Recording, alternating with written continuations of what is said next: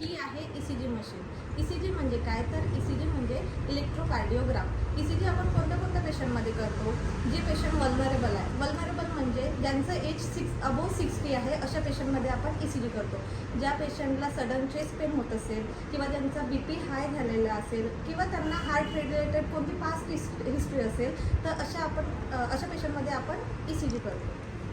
ECGमध्ये काय होते तर ECGमध्ये त्याच्यात आपल्याला ग्राफ समजतो की आपल्या हार्टचे रिदम कसे आहेत, त्याच्यावरून आपण त्यांची ॲबनॉर्मॅलिटी किंवा पेशंटला काही त्रास होत असेल किंवा टॅकी असेल पेशंट किंवा ब्रॅडी झालेला असेल तेही आपल्याला या ECGवरून कळतो.